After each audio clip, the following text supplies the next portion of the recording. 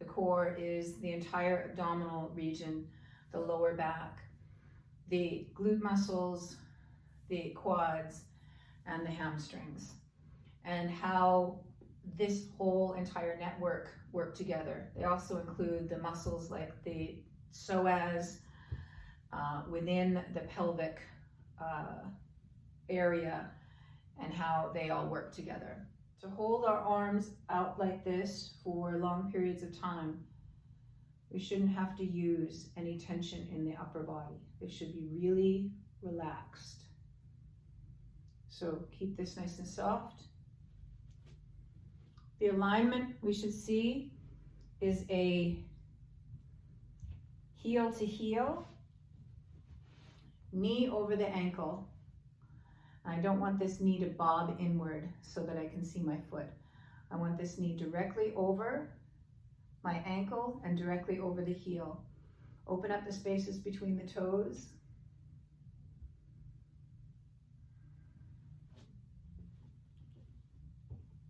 Your awareness as well in the back of the body. A lot of times we see the arm kind of hanging down here and not much awareness through here.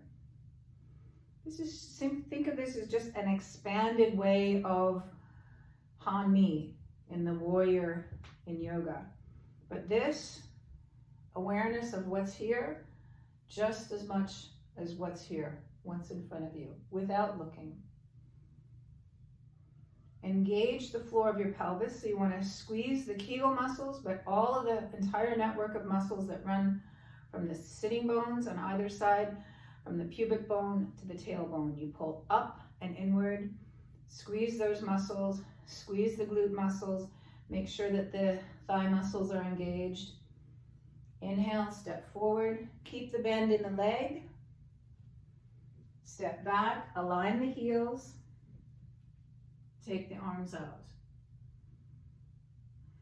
Breathe deeply, keep the shoulders completely relaxed. The knee is not turned inward. Again, the alignment, heel to heel. This leg almost disappears. Hip is pulled back. Arms in line. So we talk about relaxing in Aikido. Relaxing is not about losing the energy flow through the systems by completely dropping them. It's simply relaxing those muscles that are unnecessary to engage, to function, to get to where you need to go.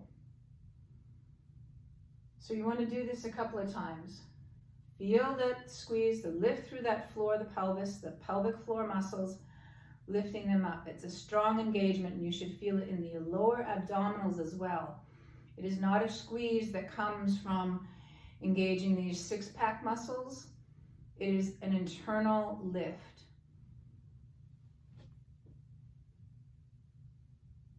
And then back again. Let's broaden the knees.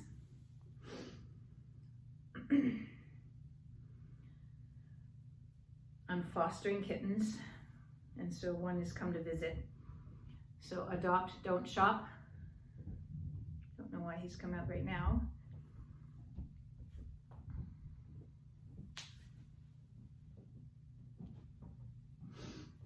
Got it.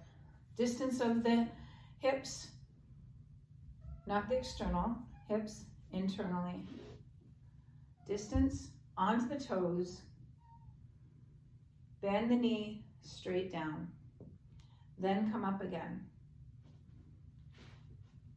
Same distance, step back, bend the knee straight down. This alignment from knee to crown, straight up and down. Try not to use this or this to come up. They would be overusing our back, putting strain on the knee. Engage the floor of the pelvis, lift straight up. You can do this a couple of times too.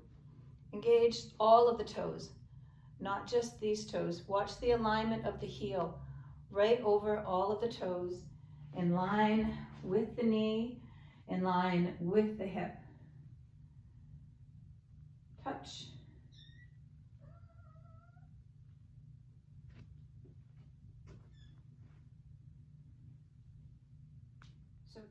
trying to keep them in line and coming straight up and down. Whether you stretch with whether the legs are really wide, and I don't have a wide ability to stretch them any wider than about 110 degrees.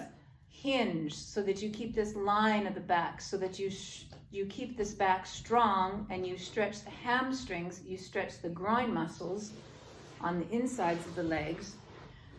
And then that is all that you need, and you create this mobility. So when I'm reaching here, I'm not trying to collapse one side and reach all the way over. There's benefit to that. There's a stretch on this side, but if you're working to stretch your hamstrings and your groin muscles, then you want to keep your body long, and you hinge so that the hamstrings are the one that are working and the groin muscles are the ones that are rather stretching.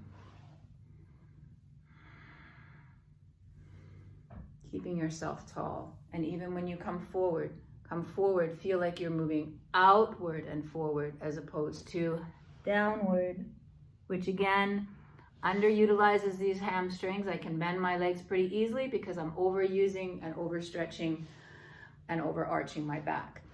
If I'm coming forward like this, I have less ability because these are being stretched, because the back is being used, because I'm keeping the front of my body open, and this is what we want. This is a relaxed position, but it is engaged. Open up your inner thighs a little bit. You want to feel your inner thighs here. You want to feel the ability for your spine to be long and tall. And then the availability for your spine, for your pelvis to be flexible enough to move. So my pelvis, I want to be able to tilt the pelvis under and allow my back to round. Those are what we use when we come into our Ukemi. We tuck our whole chin in, we tuck, the back begins to round, and we take Ukemi. We tuck the pelvis, and we lift through the floor of the pelvis. But when I come up, when I stretch these muscles to allow this openness, I want to create a line and a posture that is strong and an engagement. So just allow yourself to open up. This is just some hips. Hips back and forth. Again, spine is straight. Hips back and forth. I'm just rocking back and forth on my glutes, on my sitting bones. Now, when I come into a Buckey Ball, you see kids do it almost naturally. They will just begin to roll right away into their Buckey Ball, and it seems that it's seamless. But as an adult, you can do the same thing as well, even if you've never done this before. You want to release yourself forward, not to the side. You're going to release yourself over that knee. You're going to tuck in your elbow, soften the shoulder, and let yourself so that your head comes to the inside of this angle, almost the angle that's between the foot and the knee. Right here. And we come down. Come on, take your baby. And we soften. So my back rounds a little bit. I round and I soften and I relax into. So again, relaxing, I'm softening and relaxing, but I'm also engaged. My chin is in, my pelvis is tucked a little bit. I'm rounded. So there is a flexibility that's here, but it's not massive flexibility. Then as I come in and I begin to allow myself to come over and then over to the other side and up. Line between here. Soften, round, relax this whole region. Keep myself tucked in. And I literally just round myself, come around. So to move with an awareness and connection, engaging the floor of my pelvis, softening the upper body, letting myself move, slowly. Here is this key, this point right here. I shouldn't have to use momentum. This is actually an internal feeling of bringing everything together, working as one.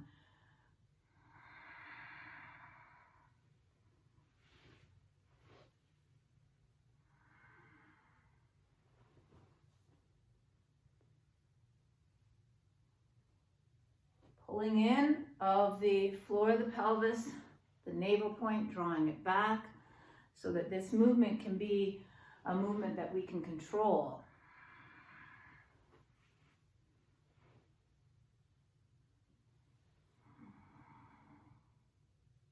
I roll up onto my arm. I feel my shoulder moving away.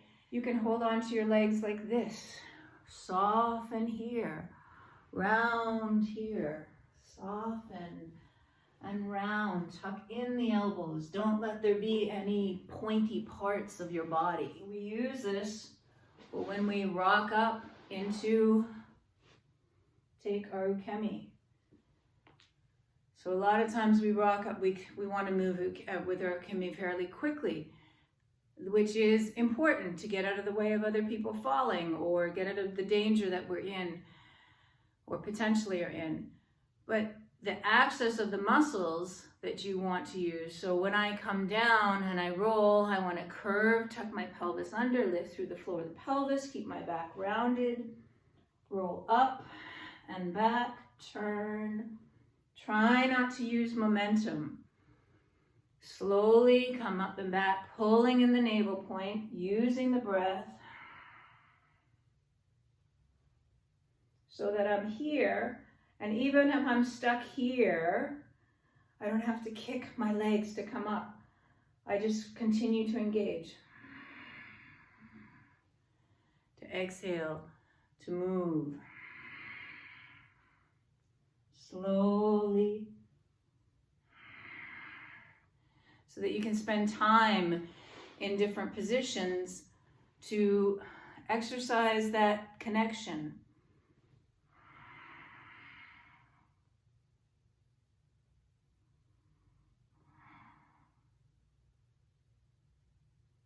Rounding the back, softly rounding, relaxing. So this is where the flexibility comes in.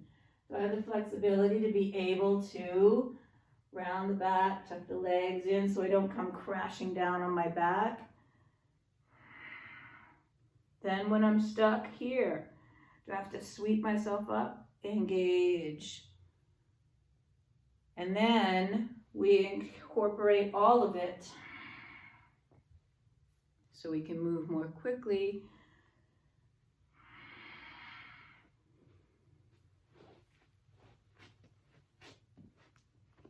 Straight up, turn the foot in.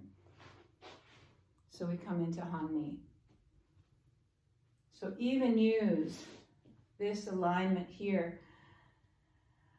I was told by another sensei, father, mother, baby.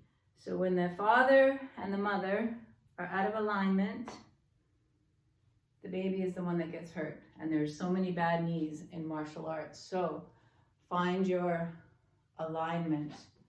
Move consciously with that slowly until you can use it more quickly. If you start fast first, you're not aware of the muscles and we tend to get more bruises and pull muscles that way. But if you start slowly, engage this. Feel the tuck of the pelvis. Feel the lift of the floor of the pelvis. All of these things, then you'll be able to do these things that maybe we thought were just available to our kids class and the teachers that teach them. But these are valuable things that anyone can use.